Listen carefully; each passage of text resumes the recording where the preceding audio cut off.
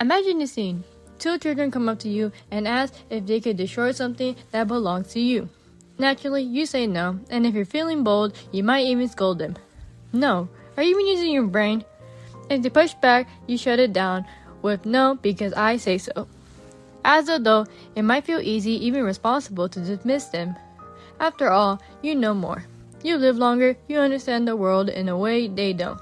Sure, maybe you could have said it more nicely, but kids these days can be so rude.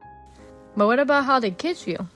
It is no secret that treating someone as less than others is wrong. Across today's society, many communities are raising their voices to demand what everyone deserves, respect and equality.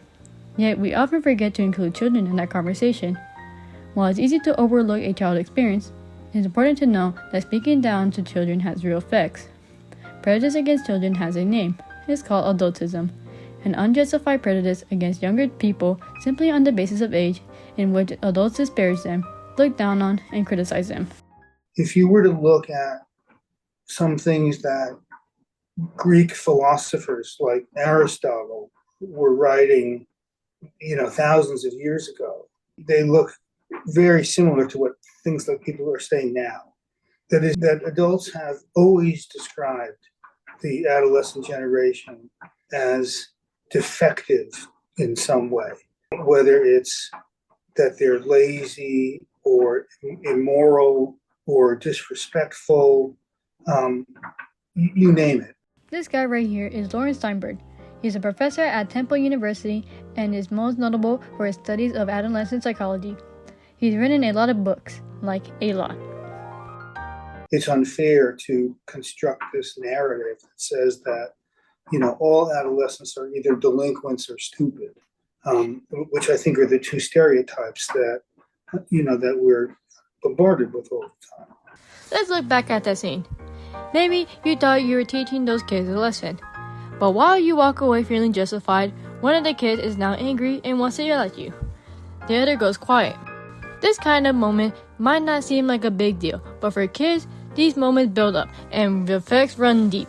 Studies show that yelling at children doesn't make them upset in the moment. It can actually shape how they communicate, how they see adults, and how they see themselves. When you yell at a child, they may be more than likely to yell back. Not because they're bad, but that's because that's what their learning communication looks like. In fact, it's been found that consistent yelling shows a trend of young people showing more aggression and delinquency. The very traits adults criticize children for are often caused by adults themselves. Additionally, the study shows that depending on the child personality, you may not see an increase in aggression or in talking back, but you may see signs of child withdrawing from you or struggling with their mental health. These effects can ripple into adulthood. It's hard to remember when you were a kid, but it's normal for children to ask weird questions and do things that you wouldn't do anymore. Instead of going for the easy route and being quick to tell off a child, try to empathize. Children are the future. Do you want the future to be full of people with anger issues and depression? Let's reimagine the scene. Two children come up to you and ask if they could destroy something that belongs to you. Naturally, you say no, but you remember that the mind of a child is not the same as yours. Instead, kindly explain why you don't want them to destroy your object and why others don't either. An explanation goes a long way, especially with children. Now, the kids feel satisfied with your answer. They don't have to question why you say no, and they don't feel dismissed either. This may seem oversimplified, but don't take our word for it. Here's what real children think. I really must say, you are the rudest, and we only try our best. We're not supposed to be perfect. No one's perfect. Yelling. Stop raising your voice at sensitive children. Because it's just really sad, because I'm sensitive, and I always take people's voice raising by, a deeper level. Okay, so for the parents or the teachers or parents that yells at kids, don't yell at kids. If it was for a reason, that's fine, but if it was no reason,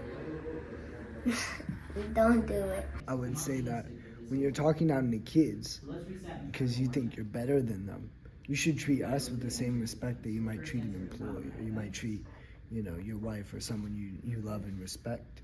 If you're supposed to love us, love and respect comes hand in hand. So, and if you're not going to respect me, how do you think I'm going to respect you? If you're treating me like shit, how am I supposed to treat you? These kids know how they feel, and they're not wrong. So why do adults act this way? Well, it's not new. I think the odd thing about it to me is that the adults who are criticizing your generation unfairly themselves were adolescents at one point in time, and they were being criticized unfairly. And you would think that they would be a little bit more sympathetic with younger people since they were in that situation themselves. Some of it might even come from insecurity. We glorify, at least in the United States, we glorify adolescents as being good looking and energetic and having kind of endless opportunities ahead of them. And these same adults who, let's say, maybe are middle-aged, are feeling like they're losing their attractiveness, they're losing their energy.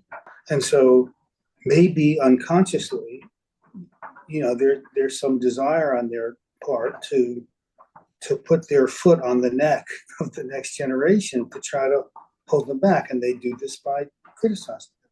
I think sometimes as adults, we forget that we were kids. I'm not much older. I'm 29 now. But even now at 29, I don't feel the same way that I felt when I was 15 or 16 or even 10 or 9, right? So I think sometimes we need to humble ourselves as adults and remember, really place ourselves in those situations. So what can we do? Start by listening. Call out the moment when young people do great things. Be mindful of the way you talk to them. Be curious instead of critical.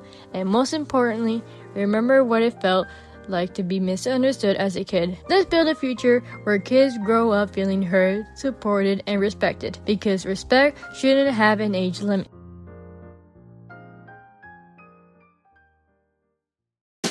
Shabadoo, shabadoo, shabadoo.